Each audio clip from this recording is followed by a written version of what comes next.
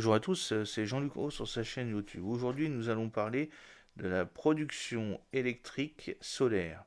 Et pas uniquement sur la Terre, mais aussi dans l'espace.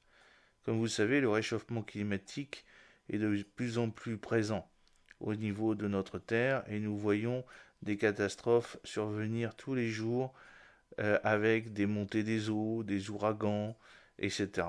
Mais vous avez également une remontée spectaculaire de la concentration en dioxyde de carbone à l'intérieur de notre atmosphère en raison des pays émergents mais aussi de la Chine qui utilise toujours de plus en plus d'hydrocarbures et toujours de plus en plus de charbon pour produire son électricité.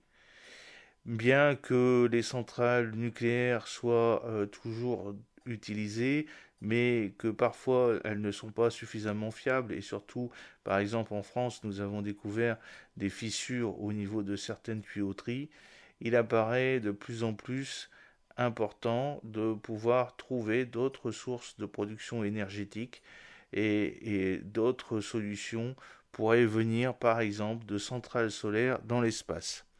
Il s'agit en fait d'un rêve relativement ancien, puisque pendant la Seconde Guerre mondiale, quand Isaac Asimov publie Ray Zone, la nouvelle dans laquelle il imagine une centrale solaire spatiale, Peter Glaser sert dans l'armée tchécoslovaque libre avant d'émigrer aux États-Unis en 1948. Il y obtient un doctorat d'ingénierie mécanique à l'université de Columbia. Puis il revient à la NASA, par laquelle il développe les seuls instruments des missions Apollo, encore en fonction sur la Lune aujourd'hui.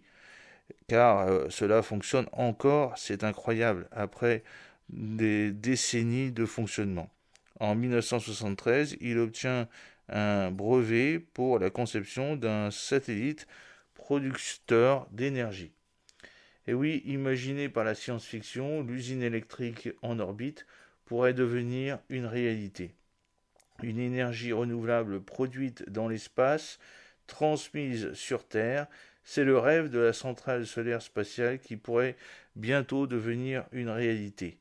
Ce concept, imaginé donc en 1941 par l'auteur de science-fiction Isaac Asimov et proposé en 1968 par l'ingénieur de la NASA Peter Glaser, fait son retour dans les bureaux d'études des agences spatiales. Qu'est-ce que la science-fiction, si ce n'est que des idées technologiquement réalisables dans un avenir relativement proche, mais pas encore réalisées, s'en amuse le bouillonnant Léopold Summener, qui est à la tête de l'équipe des concepts avancés de l'Agence spatiale européenne l'ESA. En juillet, l'agence a attribué à Thales Alenia Space la réalisation d'une étude de faisabilité pour son projet Solaris. Je n'ai aucun doute sur le fait que l'humanité en soit capable. Le problème est plutôt de trouver un concept rentable. Deux idées s'affrontent. Soit placer des centrales solaires en orbite, géostationnaire, donc à 36 000 km de la Terre, avec beaucoup de déperdition d'énergie, mais des installations stables et durables. Soit quadriller l'orbite terrestre basse à moins de 2000 km d'altitude, avec des centrales solaires nécessitant un repositionnement régulier sur une orbite et donc avec un système de propulsion. Dans les deux cas, l'idée est d'avoir non pas une, mais plusieurs installations connectées entre elles, sans fil et assurant un transfert permanent d'énergie sur la Terre. Il serait alors possible de distribuer de l'électricité comme on distribue aujourd'hui de la télévision ou de l'Internet, mais concentrée dans un faisceau de micro-ondes. En orbite comme sur la Terre, des antennes de plusieurs centaines de mètres seraient déployées. Nous pouvons donc les intégrer dans les infrastructures existantes comme des parcs éoliens offshore ou d'anciennes mines à ciel ouvert, explique Léopold Summer.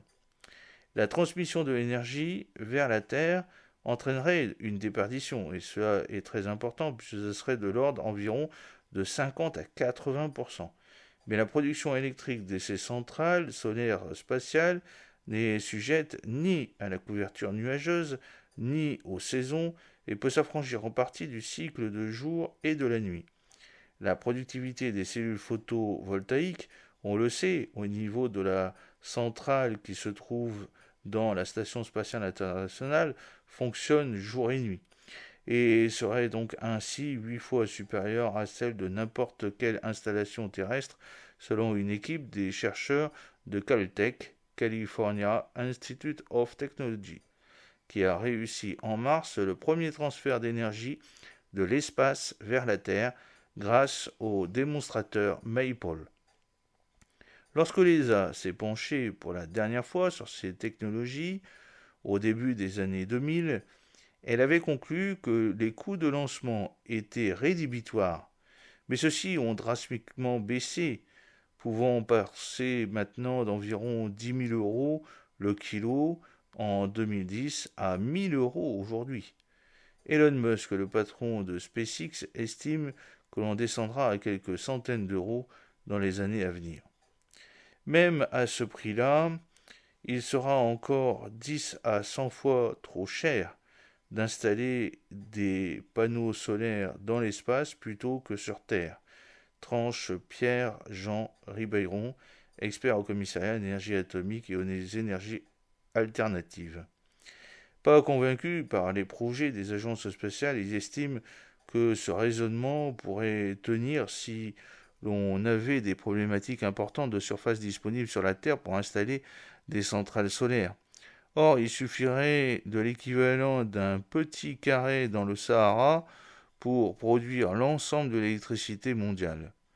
Le premier pays qui réussira à mettre en service une centrale solaire spatiale aura un avantage stratégique et économique substantiel, se défend Léopold Sommer, selon lequel le plus avancé aujourd'hui sont les Chinois, qui disposent d'une installation au sol pour tester la transmission d'énergie.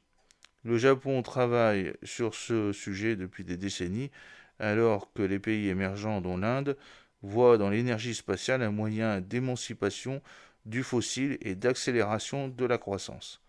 Quoi qu'il advienne du projet en orbite terrestre, les technologies développées pour l'espace, notamment l'optimisation des cellules photovoltaïques et les circuits de production d'énergie, seront utiles y compris sur la terre ferme, et leur maîtrise est cruciale pour produire l'électricité des futures bases lunaires et martiennes, mais ça c'est une autre histoire. J'espère que cette petite vidéo vous a plu. N'oubliez pas de cliquer sur le pouce pour la promouvoir, de vous abonner si ce n'est pas encore fait et de partager cette vidéo sur vos réseaux sociaux. A très bientôt, fidèlement Jean-Luc Haut.